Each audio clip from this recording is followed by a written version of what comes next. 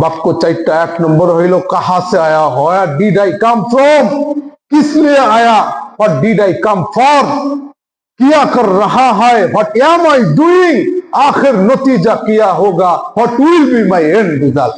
এই যে হাদিস হাদিস বলি মুখ থেকে, এটার কি অর্থ? এটার শাব্দিক অর্থ কি বলেন? আধুনিক না, বরং আজকে বলেন সর্বাধুনিক। একটা প্রশ্নের জন্য 1 মাস পায় হাইটা আসছে, আয়সা দেখে আল্লাহ রসুল এক যুদ্ধে চলে গেছে, আবার ওখানে অবস্থা। এইভাবে প্রস্তুতি নিতে হবে। তাহলে রমজান আমরা আত্মা দিয়ে উপভোগ করতে পারব, রমজানকে আমরা পাওয়ার মতো পাইতে পারবো। উসমানী রহিমাহুল্লাহ এই পৃথিবীর এক প্রেজেন্ট সব থেকে বড় আলেম যিনি, সব থেকে বড় গবেষক যিনি, উনি একটা বই লিখছেন যে ইউরোপে আমি ইসলাম দেখছি। রজব মাস যেহেতু ঢুকছে, আজ প্রায় 13 দিন অতিবাহিত হয়ে যাচ্ছে, এজন্য ওই দোয়াটা আমাদের শোনার দরকার আছে না নেই? কি দোয়া? আল্লাহ রাসূল সাল্লাল্লাহু আলাইহি ওয়াসাল্লাম রজব মাস আসার সাথে সাথে যায়েদ সনদে বর্ণিত একটি হাদিস,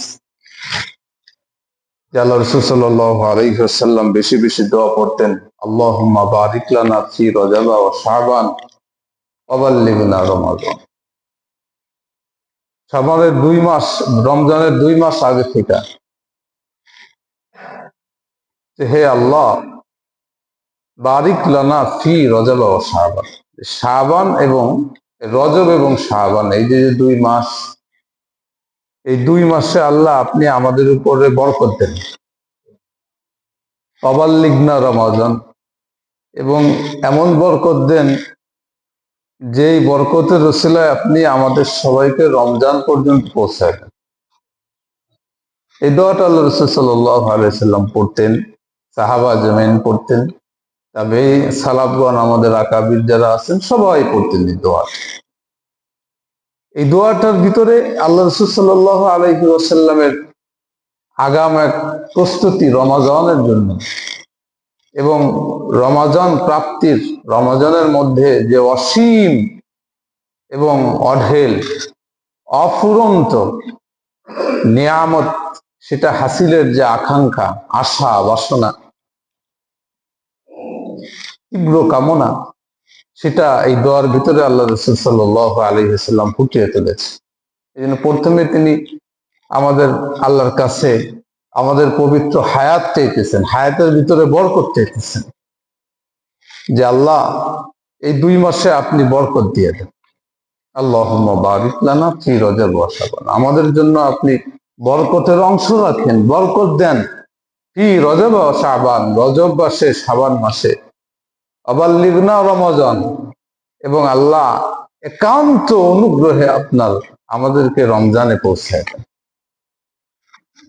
এই জন্য এই দোয়া যদি জিজ্ঞাসা করি, তাহলে এলাকার একজন মানুষের মুখস্থ নেই, এটা আমাদের আসলে বদনসিব।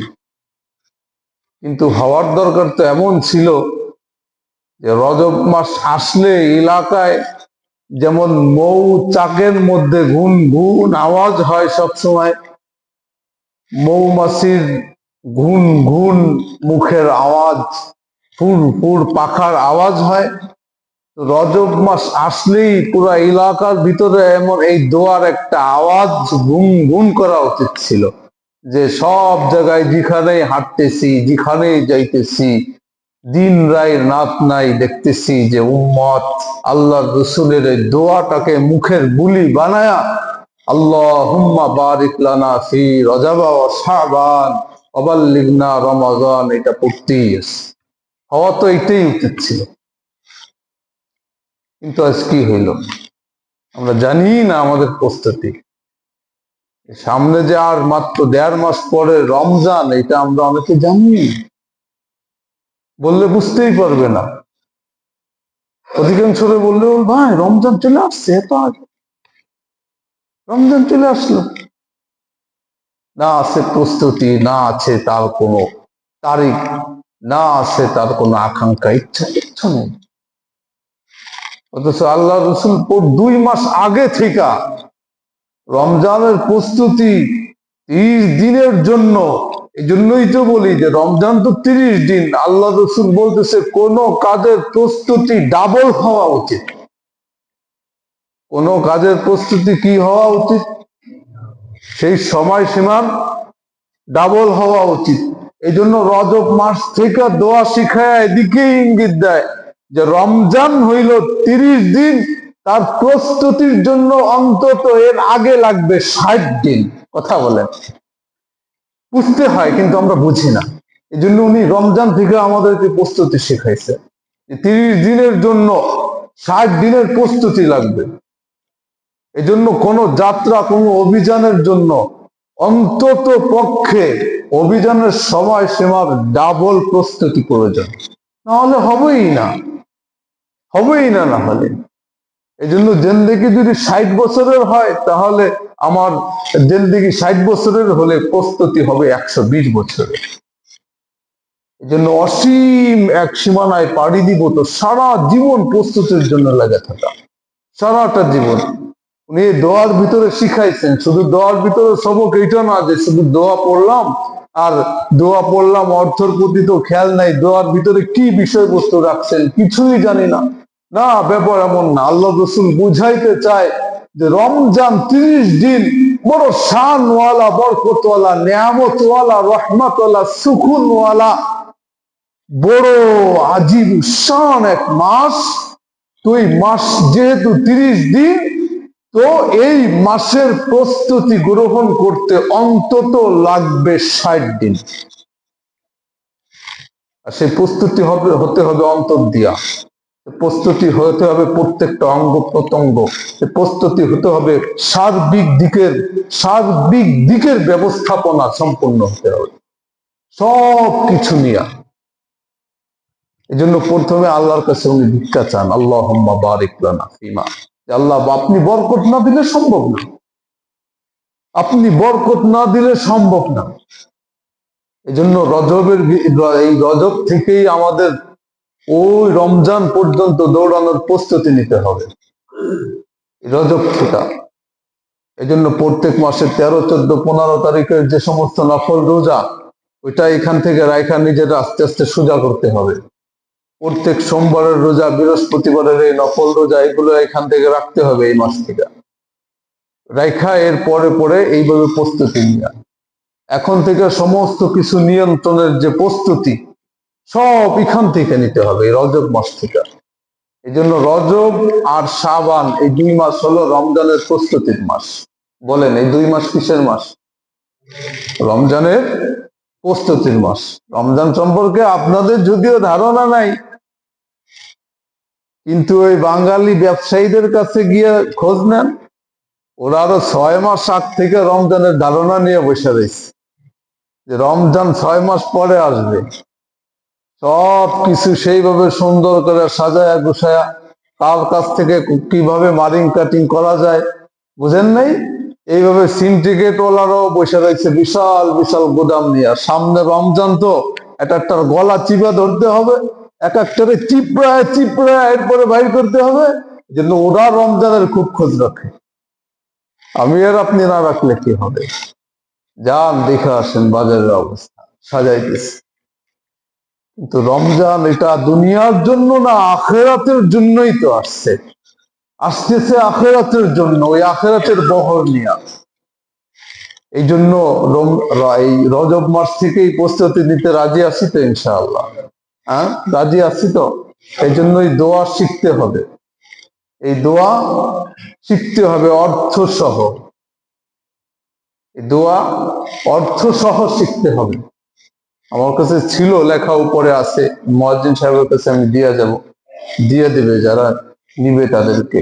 কয়েকবার আমরা একটু এখন মস্ত করি, বলি আল্লাহুম্মা বারিক লানা ফি রজাবা ওয়া শাবান ওয়া বাল্লিগনা রমাদান।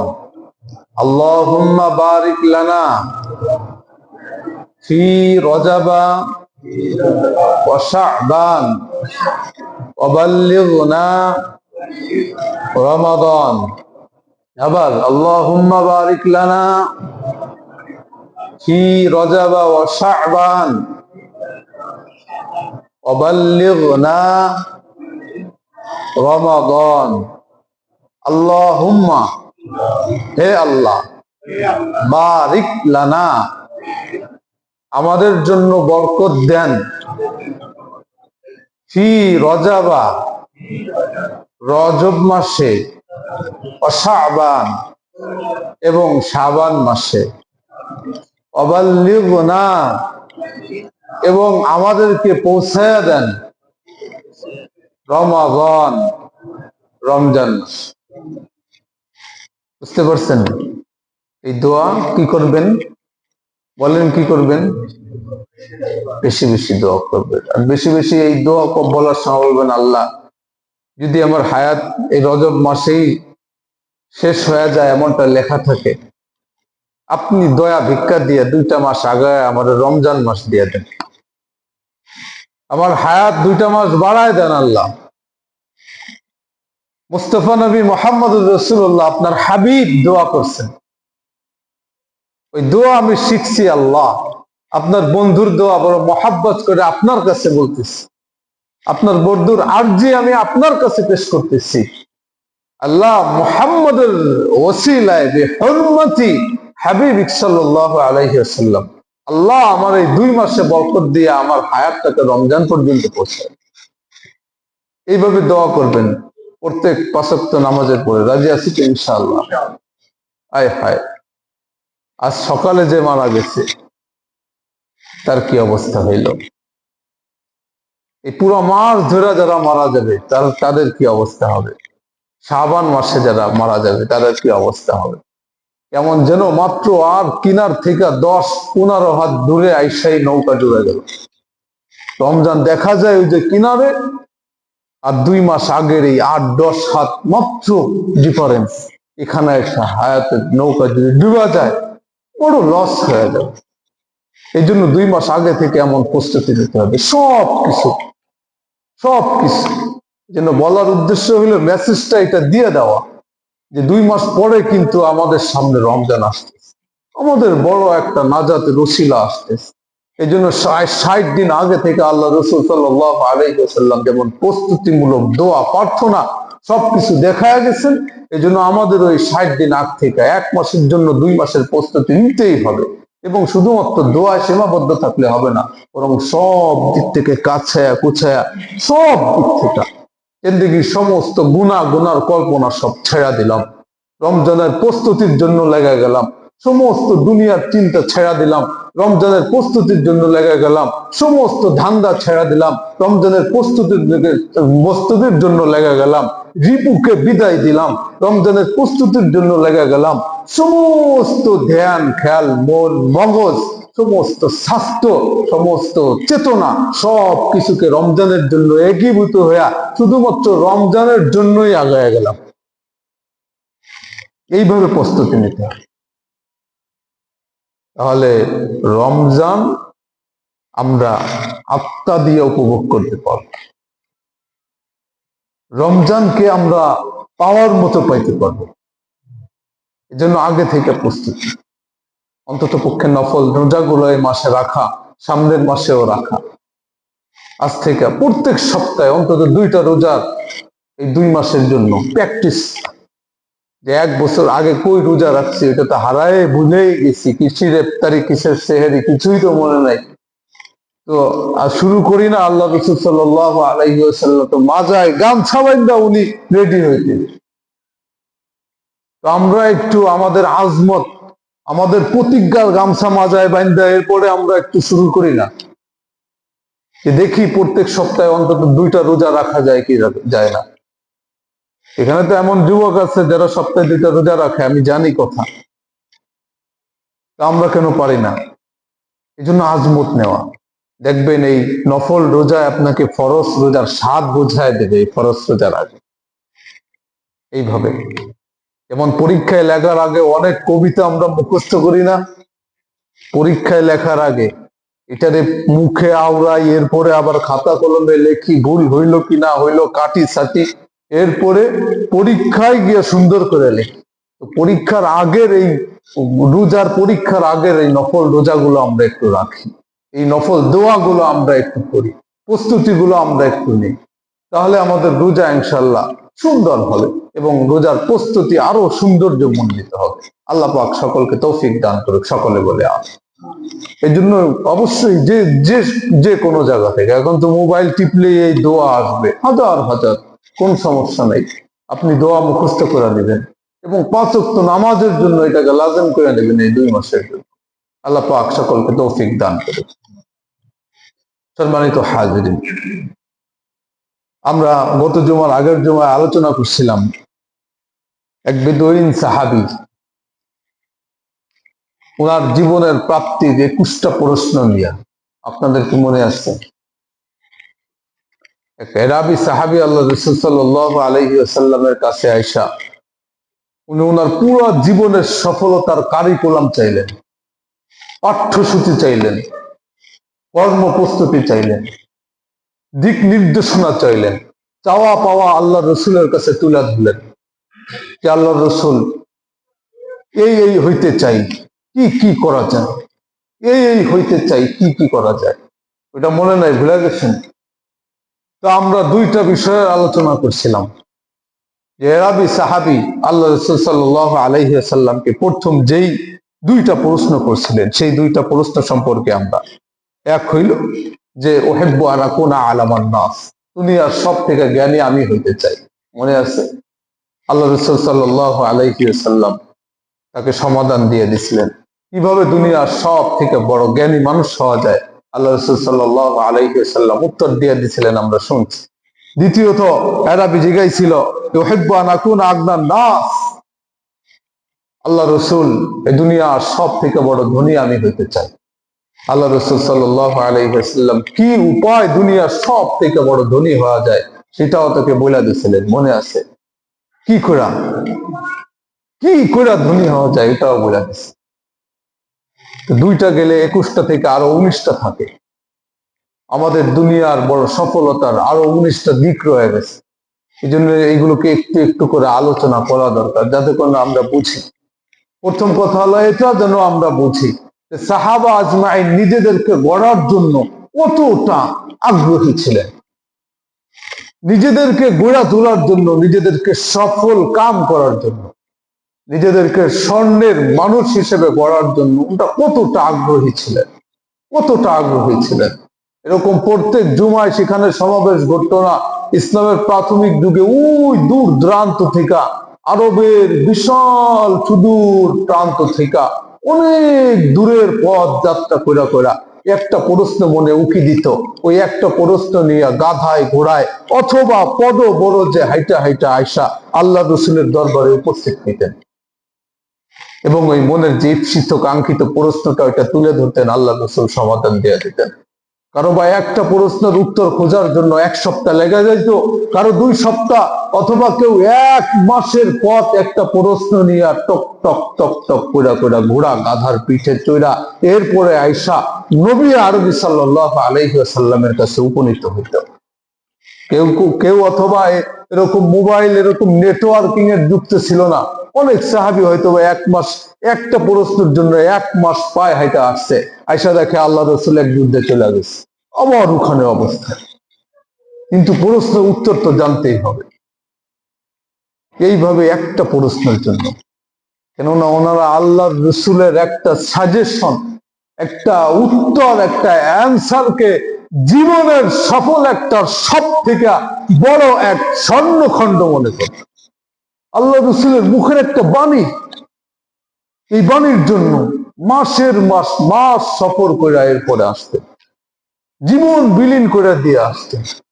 কেননা মুহাম্মদুর রাসূলুল্লাহ সাল্লাল্লাহু আলাইহি ওয়াসাল্লাম জবান থেকে যেটা একবার বাহির করবেন, উনরা জানতেন যে ওইটা আল্লাহ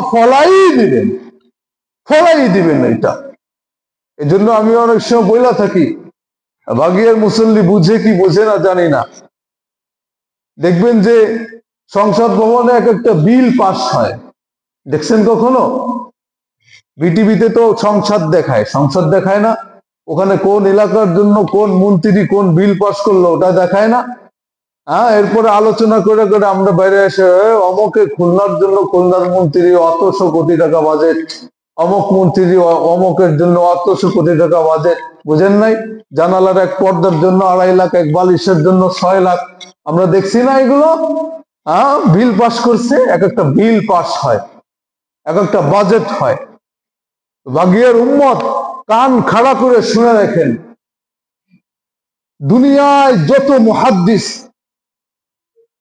ওনাদের মাথার ঘাম ফেলায়া খাওয়া না খাওয়া এক কইরা, রাত দিন একাকার কইরা, নিজেদের যত মুজাহাদা চেষ্টা শ্রম আছে সব কিছু লাগায়া যে সমস্ত হাদিস গুলোকে বিশুদ্ধতার কষ্টি পাথরে যাচাই বাছাই করা আমাদের সামনে খুব সহজ সাবলীল গ্রন্থবদ্ধের রূপ দিছে, এর হাজারো হাজারো লাখো লাখো যত হাদিস আমরা দেখি ছড়ায়া ছিটে আমাদের জানা অজানা, এই লক্ষ লক্ষ হাদিসের প্রত্যেকটা হাদিস শুধুমাত্র একটা হাদিস নয়, প্রত্যেকটা হাদিস আল্লাহর পক্ষ থেকে আল্লাহর রসুলের উম্মতে মুহাম্মাদীর জন্য একটা বিল পাস করা, একটা বিল পাস করা। আমি আপনাকে বুঝাবো তো বুঝাবো কি করে? উনি জবান থেকে যেই কথাটা বাইর করছেন আল্লাহ উম্মতে মুহাম্মাদীর বিল হিসেবে ওটারে পাস করে দিচ্ছেন, যা কিছু জবান থেকে বাইর করছেন। এই জন্য মুহাম্মদুর রাসূলুল্লাহ যেখানে বলছে এইটা এটা করো, করার সাথে সাথে কি হবে? আল্লাহ রসুল বলছে সরাসরি জান্নাত। আমাদের কাছে তো জান্নাত শুনতে শুনতে শুধুমাত্র একটা ওয়ার্ড, একটা শব্দের মতো মনে হয় না। খোদার কসম, যেই কথা একবার মুহাম্মদুর রাসূলুল্লাহ সাল্লাল্লাহু আলাইহি ওয়াসাল্লাম পবিত্র জবান থেকে বাহির করছেন, আমার আর আপনার কাছে এটা হেলা ফেলার পাত্র মনে হইতে পারে, সামান্য একটা খাতার পাতায় লেখা কিছু বাক্য শব্দের সমন্বয় মনে হইতে পারে। খোদার কসম, ওইটা 7 আসমানের উপরে আরো সে আদিমের সংবিধানে পাশ করা আমাদের জন্য একটা বিল হইয়া দুনিয়ায় তার মুখ থেকে বাহির হয়েছে। এটা আমি আর আপনি জানি না, এটা আমি আপনাকে বুঝাইতে পারবো।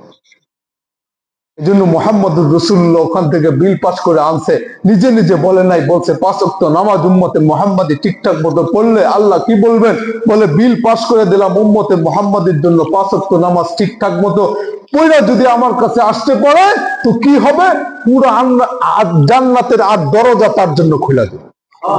তো এটা আমার আর আপনার কাছে হয়তো একটা কথা মনে হইতে পারে, কয়েকটা বাক্য অথবা শব্দ ওয়ার্ড হইতে পারে, কিন্তু মুহাম্মদুর রাসূলুল্লাহ বুঝাইতে চাইতেছে যে না, আমাকে আল্লাহ শব্দ বাক্য ওয়ার্ড শুধু দেয় নাই, আমাকে আল্লাহ ওই 7 আসমানের উপরের সংবিধান থেকে পাস করা বিল তোমাদের জন্য দিয়ে দিচ্ছে। এটা তোমরা বোঝো নাই। তোমরা রোজার ফজিলত শুনলে মনে করো যে এটা হয়তো বা কিছু বাক্য কিছু ওয়ার্ড, না, এটা একটা বিল পাস। তোমরা জাকাতের ফজিলত শুনলে মনে করো এটা কয়েকটা শব্দ কয়েকটা ওয়ার্ড, না, কয়েকটা শব্দ কয়েকটা ওয়ার্ড, খাতার পাতায় লেখা কিছু না, এটা উপর থেকে একটা বিল পাস উম্মতে মুহাম্মাদীর জন্য। তোমরা যদি এখানে কালিমার কথা শোনো মনে করো এটা একটা কথা, না, এটা শুধু কথা না, এটা একটা বিল পাস। তোমরা এই দুনিয়ার যা কিছু শোনো না কেন, আমার 23 বছরের জিন্দেগিতে আমি যা কিছু তোমাদের জন্য আনছি, জবান থেকে বাহির করছি, প্রত্যেকটা তোমাদের মঙ্গলের একটা বিল পাস আমি এই দুনিয়া নিয়ে আসছি। উনি কোনো কথা উপর থেকে না শুনে জবান থেকে বাহির করে নেই। মা ইয়ান্তিকু আনিল হাওয়া, যা ইচ্ছা তাই মুহাম্মদুর রাসূলুল্লাহ বলতেন না। ইন হুয়া ইল্লা মা ইউহা, যা কিছু আল্লাহ উনার অন্তরে ফিকা দিতেন, উনার রুহের ভিতরে বার্তা পাঠাইতেন, ওইটাই উনি মুখ থেকে বলতেন। এই জন্য ওটাকে ওয়াহিয়ে গায়রে মাতলু বলা হয়।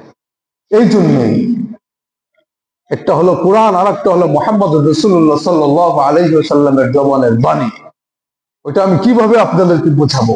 উম্মতে মুহাম্মাদীর জন্য একটা বিল পাস করে আনছেন, কেননা এর একটা বিল ধরে যদি কেউ একটা বিল ধরে যদি আগাইতে থাকে সামনে, একটা হাদিস যদি জীবনে ছেদ করে নাই, খোদার কসম ওই এক হাদিস ওর জিন্দেগিকে সফলতার চূড়ায় নিয়ে যাইতে যথেষ্ট। এক হাদিস আপনি মাইনা দেখেন না, না মানলে তার কাছে ধারে কাছে না গেলে আমি কিভাবে আপনাকে বুঝাবো? এই জন্য কি নবী পাইছিলাম, কি ইসলাম পাইছিলাম, কি ধর্ম পাইছিলাম, কি সুযোগ পাইছিলাম, এটা আমরা এখন বুঝতে পারতেছি না। এটাই আমাদের বদনসিব।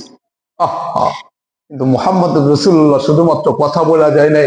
এই জন্য হাদিসকে হাদিস বলে এই জন্য যে হাদিসের এক অর্থ হলো আধুনিক, কেননা সর্বনিম্ন সংস্কৃতির ওই মরুভূমিতে যেখানে মানুষ খাওয়া বুঝতো না, নাওয়া বুঝতো না, পান করা বুঝতো না, কিভাবে গোসল করতে হয় বুঝতো না, কিভাবে ব্যক্তি জীবন চালাইতে হয় বুঝতো না, কিভাবে পারিবারিক জীবন চালাইতে হয় বুঝতো না, কিভাবে সামাজিক জীবন চালাইতে হয় বুঝতো না, কিভাবে রাষ্ট্র পরিচালনা করতে হয় বুঝতো না, কিভাবে অর্থনীতির লেনদেন করতে হয় বুঝতো না, কিভাবে ব্যবসা বাণিজ্যের কারবার করতে হয় কিছুই বুঝতো না। মুহাম্মদুর রাসূলুল্লাহ সাল্লাল্লাহু আলাইহি ওয়াসাল্লাম তখনই এমনই এক মানবতার ডায়রিয়ার সংযোগ স্থলের সময় উনি এই দুনিয়ার বুকে মুহাম্মদুর রাসূলুল্লাহ তার বন্ধু হাবিব আল্লাহ রব্বুল আলামিনের থেকে এই মানবের জীবনের এক সুন্দর সংবিধান নিয়ে হাজির হইলেন। উনার হাদিসকে হাদিস এই জন্যই বলা হয়, হাদিসের এক অর্থ হইল আধুনিক। তখন সবাই ছিল ও আধুনিক, তখনের জামানা ছিল অনুন্নত ও আধুনিক, তখনের মানুষ ছিল ও আধুনিক অনুন্নত। মুহাম্মদুর রাসূলুল্লাহ জবান থেকে যে কথাটাই বাইর হইতো সেটা সর্বকালের সর্বাধুনিক। এই জন্যই হাদিসকে হাদিস বলা হয়। কথা হাদিস, এই জন্য হাদিসকে হাদিস বলা হয় না। কিন্তু আমরা তো বুঝি না যে হাদিসের অর্থ কি। খুলে দেখেন হাদিসের অর্থ কি, বলেন আধুনিক। হাদিসের অর্থ কি? এই যে হাদিস হাদিস বলি মুখ থেকে, এটার কি অর্থ? এটার শাব্দিক অর্থ কি বলেন? আধুনিক না, বরং আজকে বলেন সর্বাধুনিক। বলেন আজকে কি? সর্বাধুনিক। মানে পৃথিবীর বুকে যত যুগে যত আধুনিকতার ঝান্ডাধারীরা আধুনিকায়ন করে আধুনিকতার বাণী আমাদেরকে শোনাবে, প্রত্যেক যুগের সেই আধুনিকতার বাণীর সামনে আল্লাহ রসুলের একটা হাদিস পেশ করলে তাদের ওই সমস্ত হাদিস এই সর্বাধুনিক আল্লাহ রসুলের হাদিসের সামনে ধুলায় মিশা যাবে। কথা বলেন ঠিক কিনা? এটা আমরা বুঝি না, কিন্তু মুহাম্মদ রাসূলুল্লাহ মেসেজ ওইটাই দিয়েছিলেন। এই জন্য আল্লাহ রসুলের এক হাদিস কোন ল্যাবরেটরিতে যদি লেখা হয় তো কিয়ামত পর্যন্ত বিজ্ঞানীরা গবেষণা করে এটার ভিতর থেকে কোনো গুণের ভুল বাইর করতে পারবে না, কোনোদিনও সম্ভব না এটা। এই জন্য আপনি বুখারী শরীফ রেখা দিয়ে আসেন ল্যাবরেটরিতে, যান আমেরিকা, যান ফ্রান্সে, যান রেখা দিয়ে আসেন জাপানে, যে আমরা গবেষণা পত্র রেখা দিলাম, পারলে কিয়ামত পর্যন্ত 14 গুছে আসে একটা ভুল ধরে দিচ্ছে।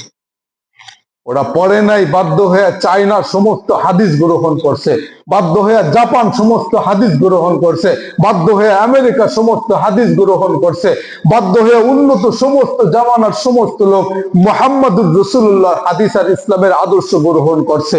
আর আমাদেরকে আবুর জুনায় চাপায়া রাখা, আমাদেরকে চির ব্যর্থতার অতল গহ্বরে রেখে। এটা আফসোস, আপনি বুঝবেন না।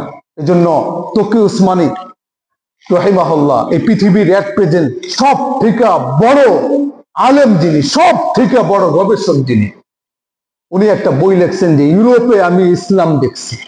বলেন বইটার নাম কি? ইউরোপে আমি, আবার বলেন ইউরোপে আমি ইসলাম দেখছি। একটা বই লিখছেন ইউরোপে আমি ইসলাম দেখছি। অথচ ইউরোপের মানুষ উনি বলতেছে যে ওরা মুসলমান না, ওরা কি না? মুসলমান না। কিন্তু আমি ইউরোপের প্রত্যেকটা কোনায় কোনায় পড়তে প্রত্যেকটা পদক্ষেপে আমি ইসলাম দেখে আসছি।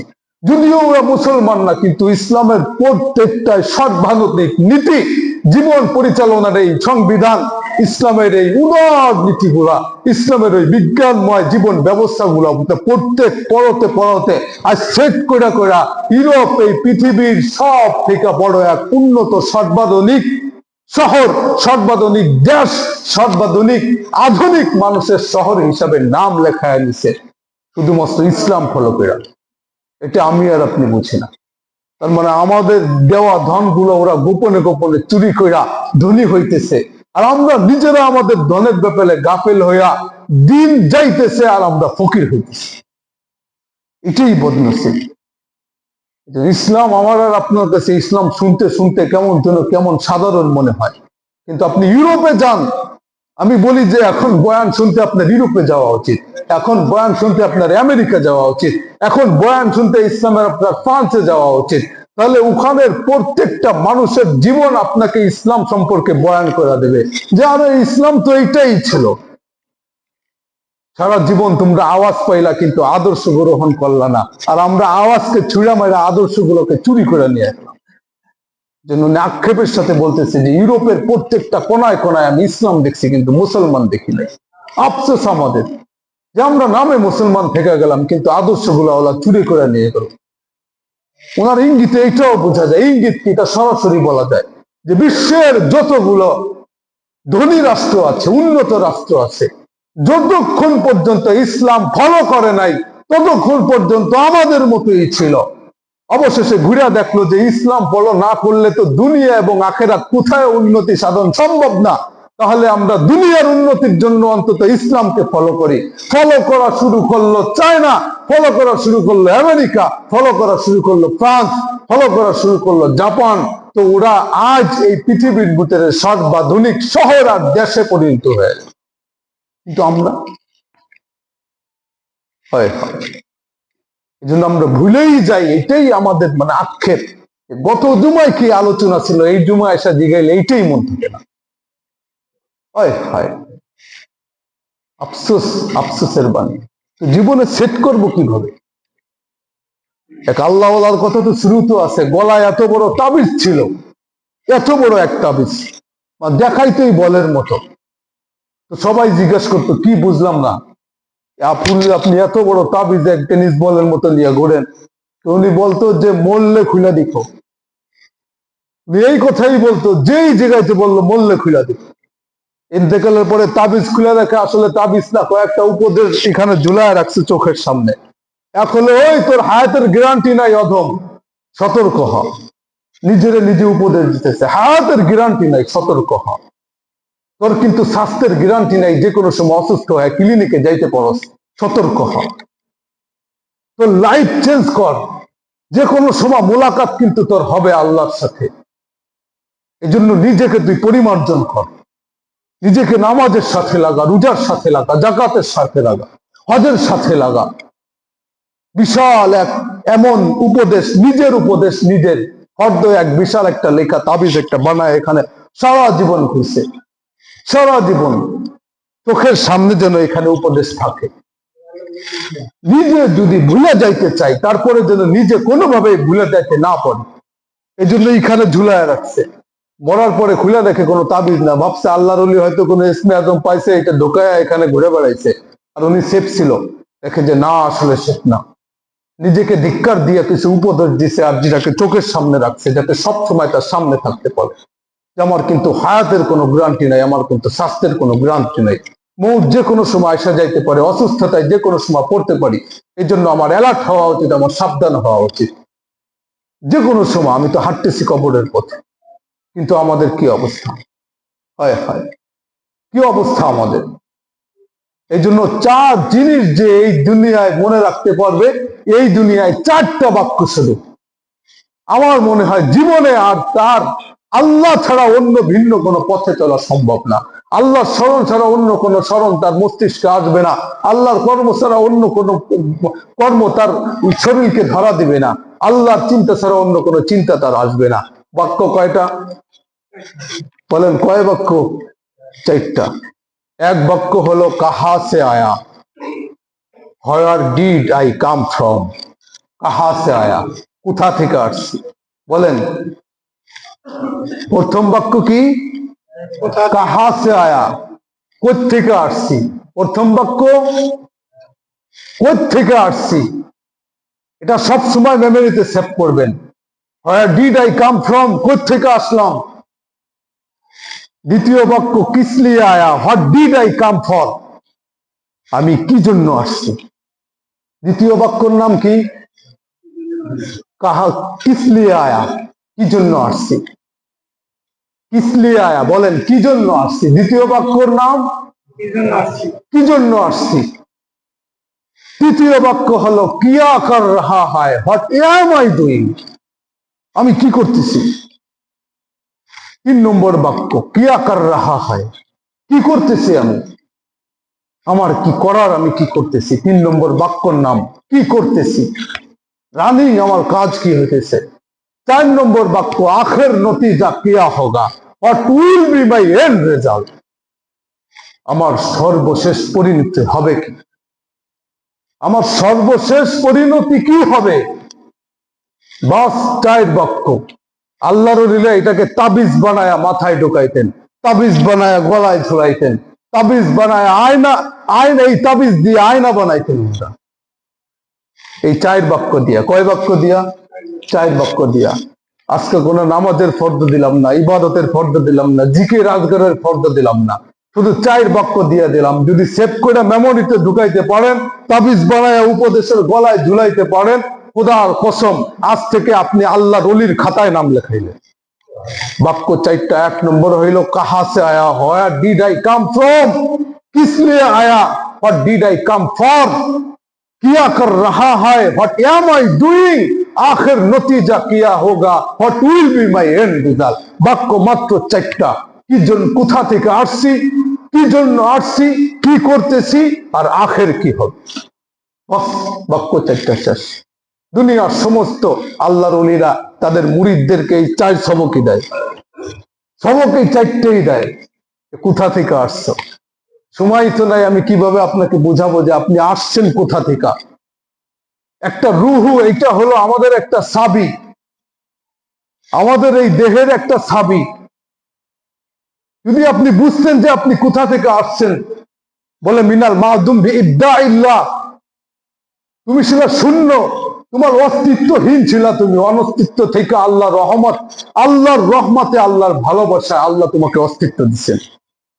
দ্বিতীয় কথা, আল্লাহ তোমাকে অস্তিত্ব দিয়েই ছাড়েন নাই, কেননা আল্লাহ তো একটা কুকুরের অস্তিত্ব দিছেন, আল্লাহ তো একটা বিড়ালের অস্তিত্ব দিছেন, আল্লাহ তো একটা গরুর অস্তিত্ব দিছেন, আল্লাহ তো একটা ছাগলের অস্তিত্ব দিছেন, আল্লাহ তো শুকরের অস্তিত্ব দিছেন। কিন্তু আল্লাহ যেই রুহু তাদের ভিতরে ফুঁকছেন, ওই আমরুল্লাহ রুহু, ওইটা তো আমার ভিতরে ফুঁকা।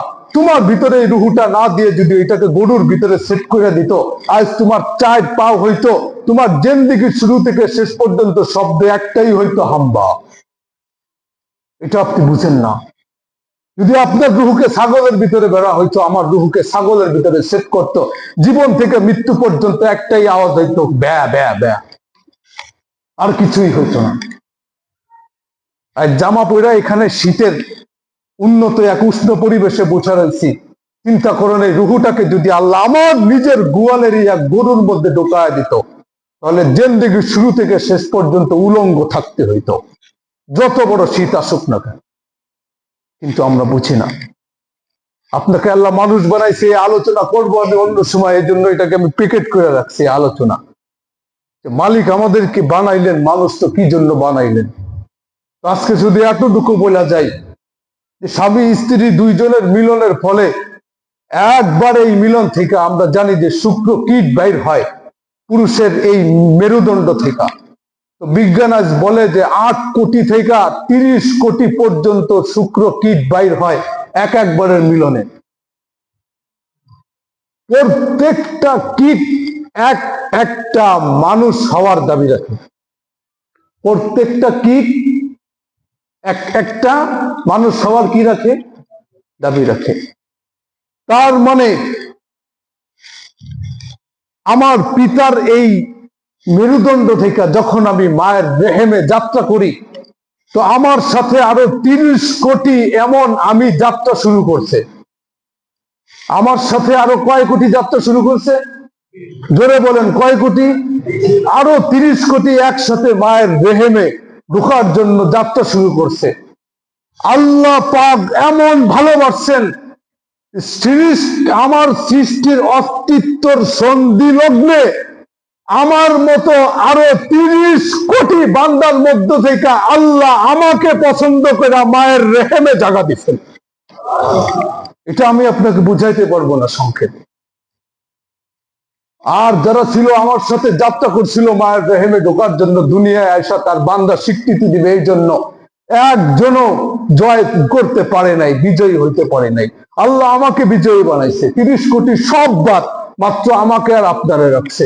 তার মানে আমার আর আপনার মতো এরকম 30 কোটি বান্দার চেহারা আল্লাহর আরশে আজিমে ছিল, যে একসাথে এরা দৌড়ানো লাগবে মায়ের রেহেমে ঢোকার জন্য, দুনিয়ায় আসার জন্য, দুনিয়ার আমার এই অপার কারিশমা দেখার জন্য।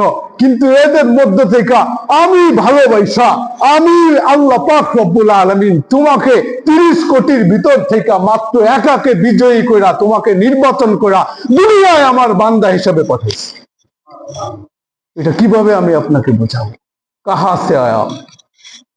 এই জন্য এতটুকু যদি বুঝি যে কাহা সে আয়া, আমি কোথা থেকে আসলাম, তাহলেই ওই মালিকের সামনে আমার মাথা সব সময় ডাউন থাকতো, সব সময় ডাউন থাকতো, যে উনি তো আমার অস্তিত্ব সন্ধিক্ষণেই আমার মতো আরো 30 কোটিকে পিছনে ফেলায়া শুধুমাত্র নিজের রহমতে আমাকেই রাখলেন।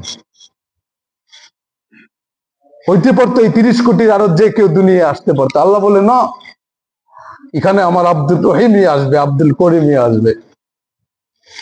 এটাই লেখা ছিল, আপনি বুঝবেন না। অনিষ্ট থেকে অস্তিত্ব দান করছে আপনাকে, কোন পশু পাখি না বানায় আপনাকে আশরাফুল মাখলুকাত বানাইছে। এই জন্য মালিকের শুকর। সময় নাই, আর কথা বলবো না। বাক্য 4টা। বাক্য কয়টা?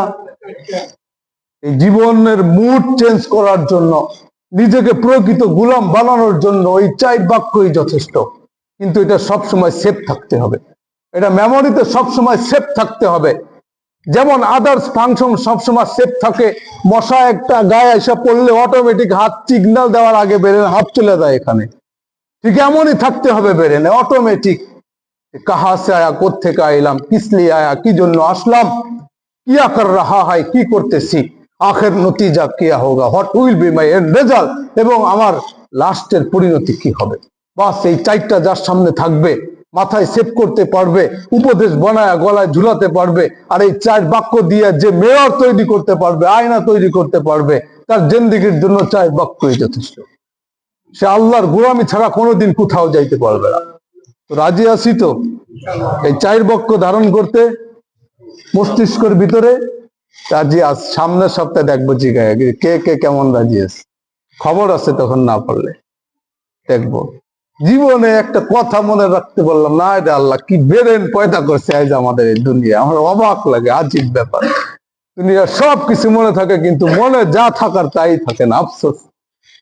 এই জন্য এই 4 বাক্য সবাই মুখস্থ করবেন, 4 বাক্য সব সময়ের জন্য। আরে ভাই, কোন আমলের কথা বলি নাই, মাত্র 4টা বাক্যের কথা বলছি। আপনি স্মরণ করেন, আপনার জিন্দেগি চেঞ্জ না হইলে তাহলে আমার জামা কাপড় পরে আপনি চেঞ্জ হয়েন, যা। আর কি কমু? আর তো কিছু নাই আমার কাছে। দেখেন, আপনি আমল কইরা দেখেন। বারবার তো এই কথাই বলি যে ডাক্তারে এক ওষুধে কাজ না হইলে আর এক ওষুধ পাল্টায় দেয়, কিন্তু আগে তো রুগী খায়া দেখে ওষুধ কেমন হয়, ঠিক না? খান না একটা আমল, এরপরে যদি কাজ না হয় 1000টা আমল আছে আমার ফার্মেসিতে, আমি পাল্টায় দেব। একটা খান, আগে সেবন করেন এক মাত্রা, এরপরে বুঝেন কি গতি আপনার যাত্রা। আল্লাহ পাক সকলকে তৌফিক দান করুক। সকলে বলে আমিন। হ্যাঁ, এটা শীত মুসল্লি কমায় দিছে, অথচ চারিপাশ থেকে আওয়াজ হয়, চারিপাশ থেকে আওয়াজ হয় শোক সংবাদ, শোক সংবাদ। বুঝি না যে যেই শীতে আমি এখন গোসল করি না, হয়তো এমন আইতে পারে যে আসরের পরে আমার বাধ্য হতে হবে গোসল করতে, সবাই আমারে গোসল করাবে, এবং শুধুমাত্র সাদা একটা কাপড়ে পেঁচায় রাখা আসবে। হিম নাই, বেরেন শেষ, কি কমু? আল্লাহ পাক আমাদের সকলকে তৌফিক দান করুক। সকলে বলি আমিন। আখির দাওয়ানা আলহামদুলিল্লাহি রাব্বিল আলামিন। যারা কবলা জমা পড়েননি করে নিন।